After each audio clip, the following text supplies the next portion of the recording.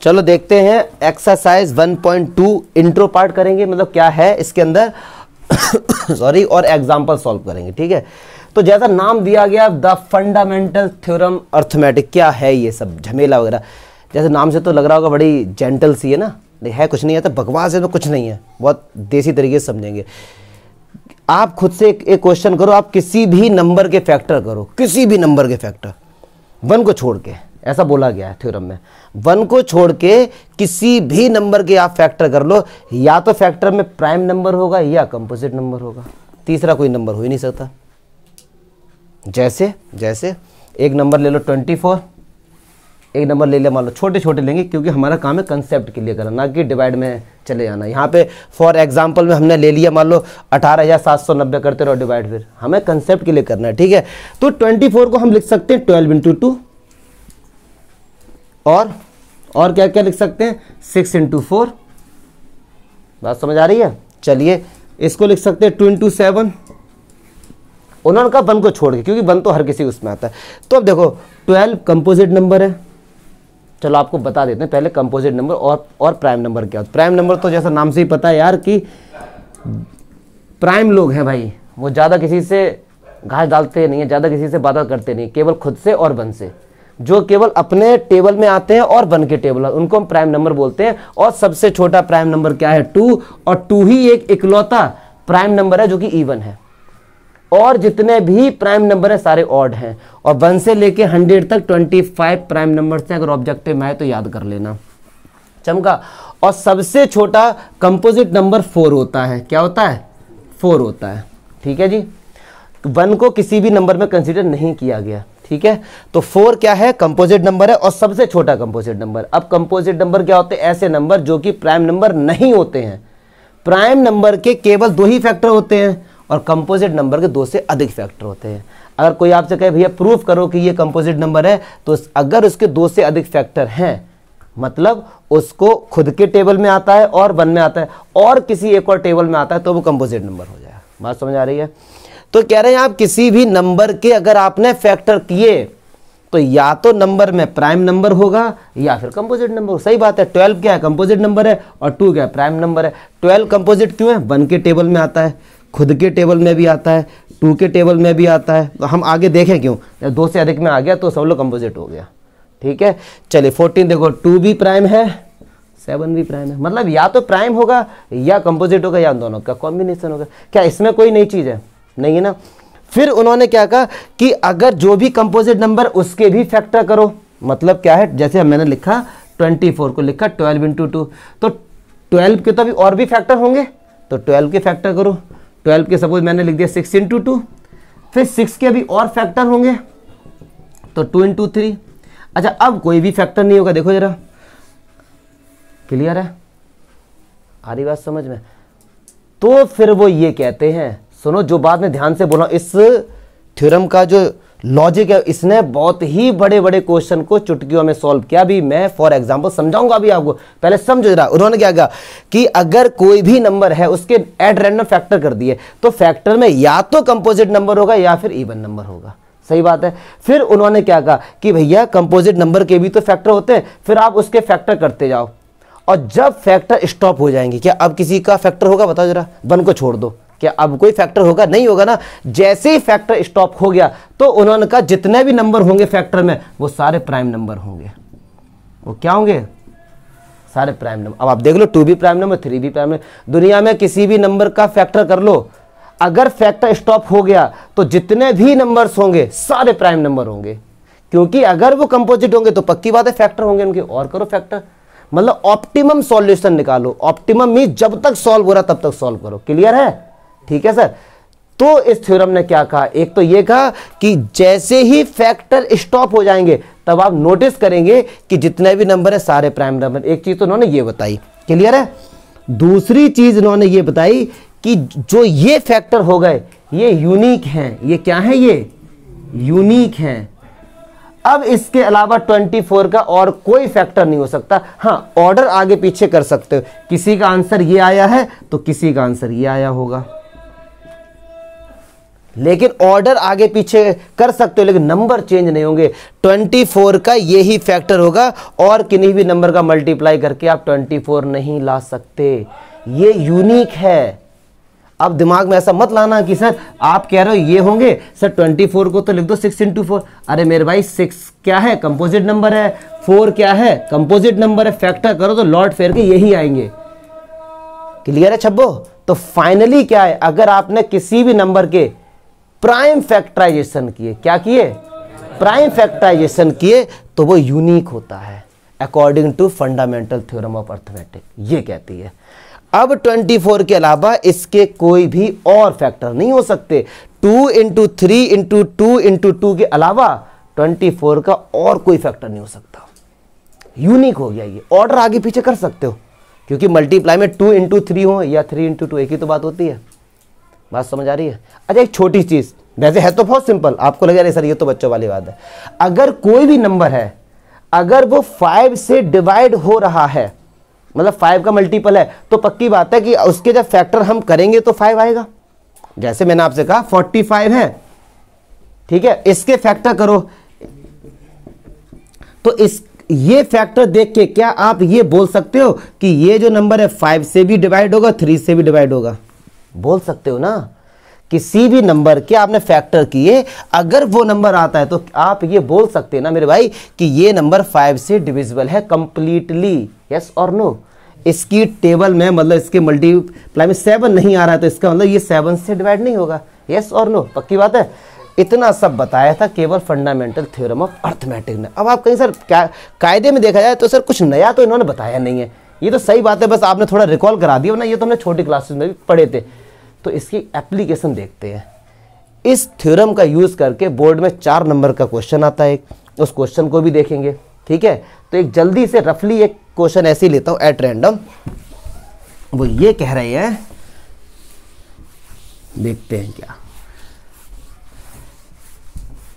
Example 5 पढ़ना जरा कोई एक बार लग, क्या लिखा है एग्जाम्पल 5, बुक ओपन करो और एग्जाम्पल 5 देखो, एक्सरसाइज 1.2 का यार। चलो रहने तो, मेरे पास है बुक, मेरे पास है बुक, चलो। अच्छा ये जो ट्री वगैरह दिख रहा है इसके बारे में देखो, जो इसको ट्री डायग्राम बोल देते हैं, ठीक है। और इस थ्योरम का यूज करके हम लोग HCF और LCM भी निकालना सीखेंगे इसी थ्योरम का यूज करके। अच्छा हम लोगों ने HCM निकालना सीखा था किससे, यूक्लिड डिवीजन एल्गोरिदम से भी, ठीक है। अब इसका भी यूज करके हम लोग HCF और LCM निकालना सीखेंगे। तो वो ये कह रहे हैं कि यार इसके चलो फैक्टर करो, तो इसे 2 से डिवाइड होगा, सबसे छोटा प्राइम नंबर क्या है 2 ही है, तो 2 से डिवाइड किया कितनी बार गया 12 बार। अब 2 से छोटा तो प्राइम नंबर कोई है ही नहीं, तो इसको स्टॉप कर देंगे, फिर इससे काटेंगे, 2 से कितनी बार गया 6 बार, फिर तो ये जाएगा नहीं, फिर ये कितनी बार गया 2 से, तो ये ट्री बना देंगे।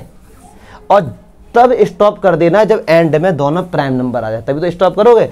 तो क्या 24 के फैक्टर ऐसे लिख सकते हैं 2 × 2 × 3, ठीक है। तो इसको ट्री डायग्राम से बोल देते हैं। कंफ्यूज मत होना अगर एग्जाम में आए कि भैया इसे कन्वर्ट करो या इसके प्राइम फैक्टराइजेशन करो यूजिंग ट्री डायग्राम, तो कंफ्यूज मत होना। ये 24 के प्राइम फैक्टराइजेशन हो गए यूजिंग ट्री डायग्राम। आपको शो ऑफ कर देना थोड़ा सा यार कि ये ट्री बनना है हमारा, ठीक है, पक्की बात है ना। चलिए तो एग्जाम्पल 5 देखते हैं। इसमें थ्योरी ही थ्योरी भरी पड़ी है, बट मैं समझाऊंगा उसको, समझना कि फंडामेंटल थ्योरम ऑफ अर्थमेटिक का यूज क्या होता है। देखते हैं। ये कह रहे हैं कि भैया कंसीडर द नंबर 4n, ठीक है सर। ये कह रहे हैं कि n की ऐसी एक वैल्यू बताइए जिसको यहां पे रख के सॉल्व करें, और सॉल्व करके कुछ ना कुछ तो आंसर आएगा ना। तो कह रहे हैं उसके एंड में 0 आ जाए, इसके एंड में क्या आ जाए 0 आ जाए। बताओ भैया n की पावर क्या होगी, मतलब n की वैल्यू क्या होगी। तो एक तो तरीका ये है, if you have a lot of time, n की जगह 1 पुट करो, 4 बन जा 4, 0 नहीं आया। 2 पुट करो 16, 0 नहीं आया। 3 पुट करो 64, 0 नहीं आया। 4 पुट करो 2 16, सही है ना, एम आई राइट?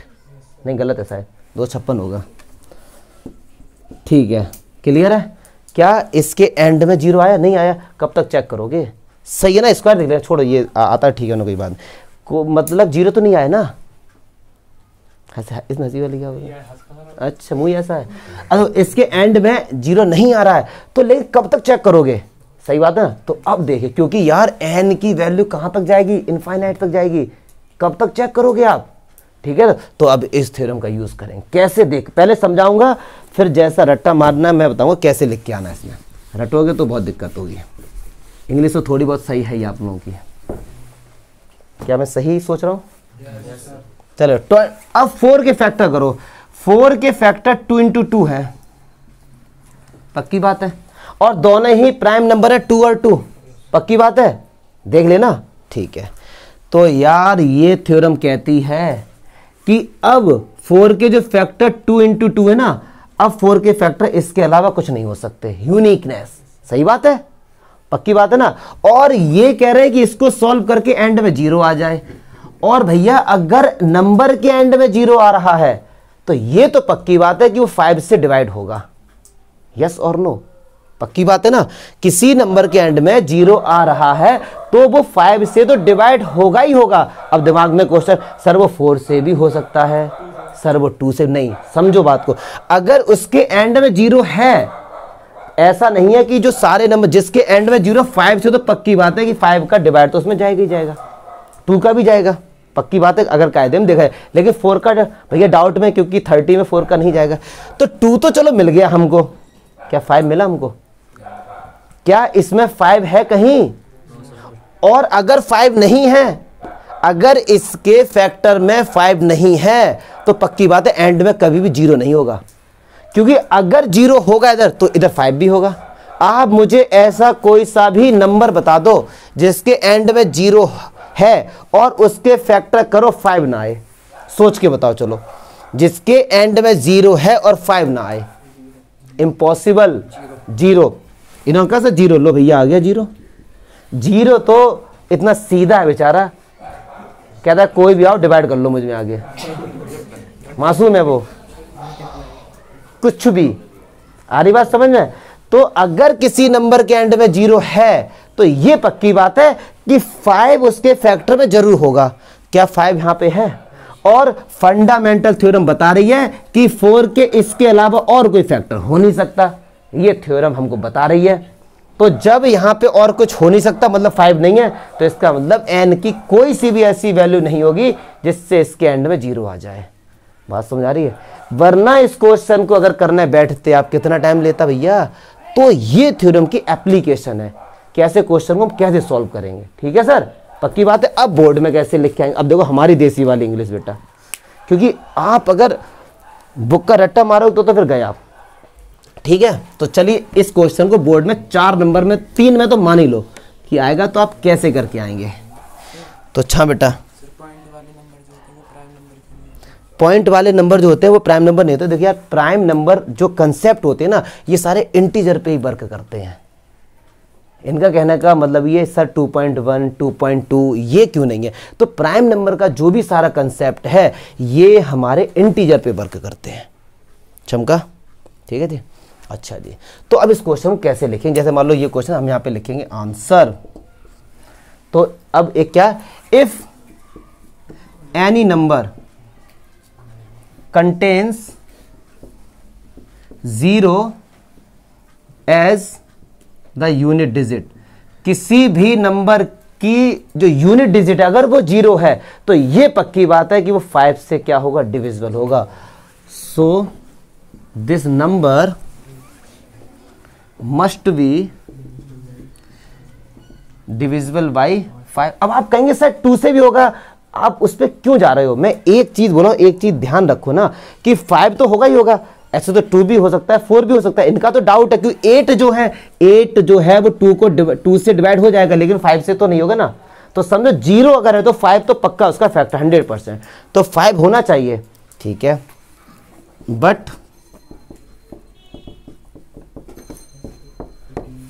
हमने ये बट करके हमने ये चीज लिख, क्या वो उससे बोलो ना, क्या डाउट है? ऐसे तो 15 भी है, 5 से डिवाइड हो जाएगा, लेकिन हाँ समझे मैं, बिल्कुल सही बात है आपकी कि सर 15 भी है, बहुत सही बात है कि सर उसके एंड में 0 नहीं है। एक बात ना मुझे बताओ, जिसके एंड में 0 है, जिसके एंड में 0 है और वो नंबर बता दो कि उसका अगर आपने फैक्टर किया और 5 ना आया हो, बताओ।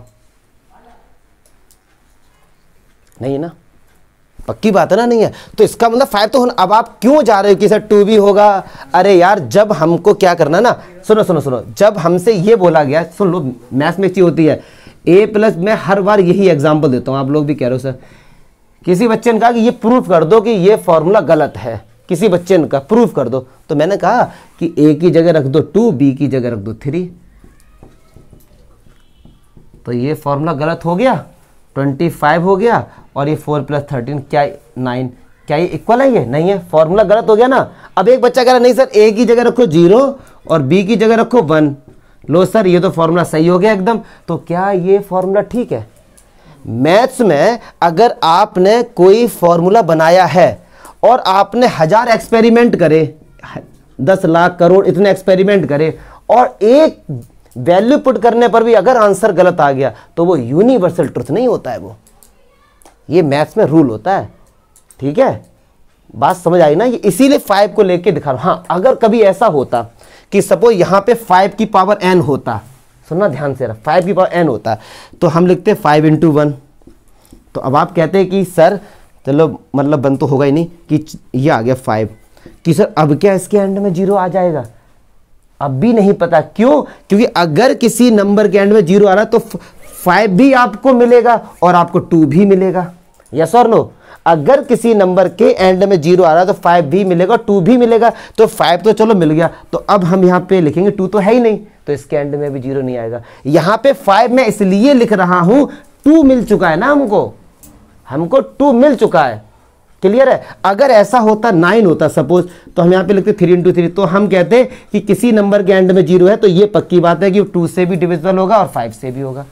इसलिए 5 और 2 को तो लेकर ही चलना। और याद करो, आगे बताऊंगा, अभी क्लास 9th में जाना पड़ेगा, कि आपको किसी ने एक नंबर दे दिया, मान लो इस बहुत टफ नंबर दे दिया और नीचे कुछ भी डिवाइड में दे दिया कि भैया ये चेक करके बताओ कि इसको सॉल्व करेंगे तो ये टर्मिनेट होगा या नहीं होगा, या नॉन टर्मिनेट होगा। तो हमको बताया गया था कि अगर 2 की पावर m × 5 की पावर n में है कोई सा भी नंबर, तो वो टर्मिनेट होता है। क्या होता है? क्योंकि दुनिया में आज तक कोई सा ऐसा नंबर बना ही नहीं है कि जिसको 2 से डिवाइड करो और 5 से डिवाइड करो और वो लाइफ टाइम तक चलता रहे। है ही नहीं नंबर आज तक कोई। आप कोई सा भी नंबर ले लो, 2 से डिवाइड कर दो तो टर्मिनेट हो जाएगा, मतलब डिवाइड आगे जाके स्टॉप हो जाएगा, और 5 से भी आगे जाके स्टॉप हो जाएगा। इसीलिए 2 और 5 को साथ लेकर चलते हैं हमेशा, इसीलिए इनका मल्टीप्लाई भी 10 होता है, एंड में 0 आ रहा है। ठीक है ना? तो इसीलिए मैंने 5 लिखा है, और बुक ने भी, क्योंकि 2 का तो यूज हो चुका है, अब 5 और मिल जाए हमको बारी। ठीक है ना? हाँ, बलिया तक फैला दो ये न्यूज। चलो अच्छा जी, क्लियर है सर? तो ये आ गया। अब हम यहां पे क्या लिखेंगे कि द यूनिकनेस स्पेलिंग आती है तो आप समझ सकते हैं। The uniqueness of fundamental theorem of arithmetic. क्या है यूनिकनेस? कि 4 के इसके अलावा और कोई फैक्टर नहीं हो सकते। ठीक है? तो the uniqueness of fundamental theorem of arithmetic, there की तो आती है, देयर इज नो, क्या? अरे चलो यार, चलो देखो, 35n होगा और उसके फैक्टर में 5 आ रहा है, 2 आ रहा है, 2 आ रहा है, 2 आ रहा है। सर 5 और 2 हाँ, समझ नहीं पा रहे बात को, इतने एग्जाम्पल दे दी, बलिया तक हमने कर पाए। सुनो, किसी भी नंबर के एंड में 0 आ रहा है तो वो 2 से डिवाइड होगा नहीं होगा? लेकिन 2 यहाँ पे हमको मिल चुका, तो 5 भी चाहिए ना। तो फाइनली आप ये याद रखो मेरे भाई, ज्यादा ही क्यों, 0 आ रहा है तो 2 भी होना चाहिए एंड 5 भी होना चाहिए। बात खत्म करो। ठीक है भैया? पक्की बात है? अब मत भूल लेना यार तुम लोग, है बेफालतू सिंपल सी बात को इतना खींचे जा रहे हो, तुम मजे ले रहे हो तुम लोग। ठीक है, चलो ठीक है। There is no other factor of 4। Clear है? 4 के इसके अलावा कोई भी फैक्टर नहीं हो सकते। तो यही तो बोलती है fundamental theorem of arithmetic. So there is no value of n की कोई भी, अरे यार छोड़ना Payal, there is no value of n की कोई सी भी ऐसी वैल्यू नहीं होगी जिसको यहां पुट करने पे आपको एंड में 0 मिल जाए। चमक रहा है? ये चमक रहा है ना? कि दिमाग में और कुछ खराब आते आने तो बेटा भड़ास निकालो जल्दी से। बट ये ध्यान रखो, 2 और 5 का कंसेप्ट लेके चलो। क्लियर है सर? अब इसके एग्जाम्पल देखते हैं। ये भी खैर एग्जाम्पल 5 ही था ये। ठीक है सर? चलो अच्छा देखते हैं। देख ले यार।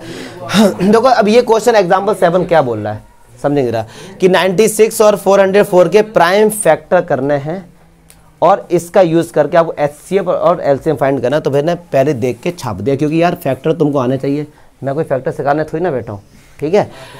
कंसेप्ट समझ, हाँ आते नहीं मुझे आप कह सकते हो। चलो अब सुनो इसका एचसीएफ निकालते हैं और एलसीएम निकालते हैं। तो आज एक और चीज़ बताऊंगा आपको एचसीएफ और एलसीएम में।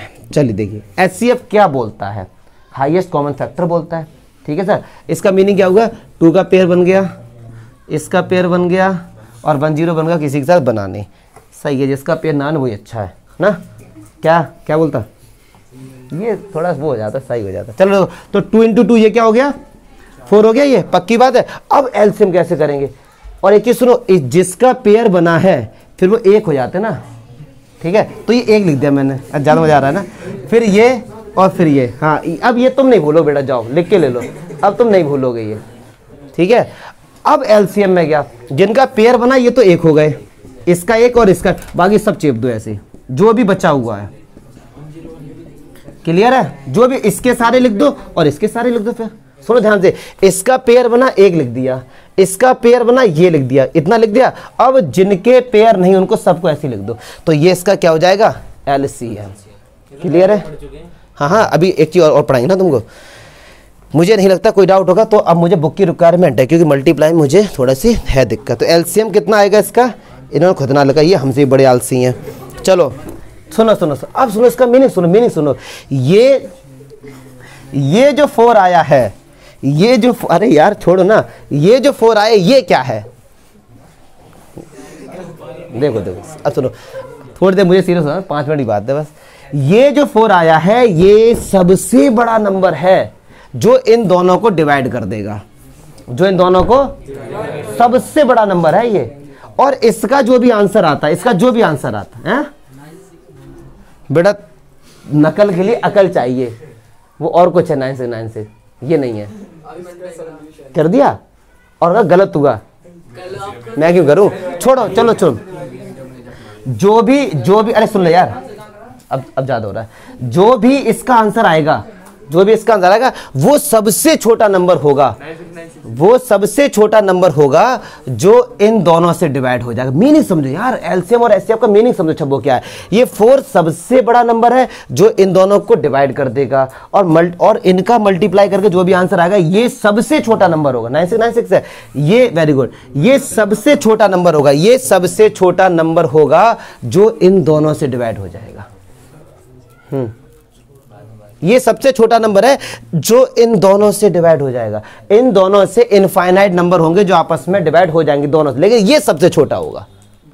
बात समझ आ रही है, ये होता है। अच्छा, तो जब उन लोगों ने 2-2 नंबर के एलसीएम और एचसीएफ निकाले तो उनको एक रिलेशन मिला। वो क्या है, मान लो 2 नंबर है ए और बी, ठीक है। इनका निकाला एलसीएम और इनका निकाला एचसीएफ, दोनों नंबर का, और आपस में एलसीएम और एचसीएफ का क्या किया, मल्टीप्लाई। तो ये वो ही आ रहा था जो नंबर का मल्टीप्लाई करके आया।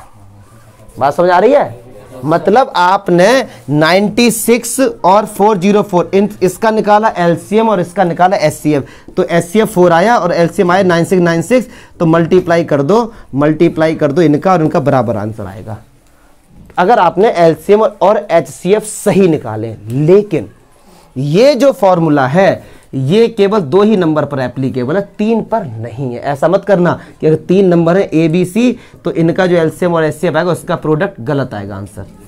2 नंबर के लिए ये क्या है, हमारा एप्लीकेबल है। बात समझ आ रही है, एचसीएफ का मीनिंग समझ गए और एलसीएम का मीनिंग समझ गए आई थिंक। हाँ क्लियर है, ये सबसे छोटा नंबर है जो इन दोनों से डिवाइड हो जाएगा, ये सबसे बड़ा नंबर जो इन दोनों को डिवाइड कर देगा, यस और नो। तो ये था इसका इंट्रो पार्ट, बाकी तो क्वेश्चन हम लोग देखेंगे यार।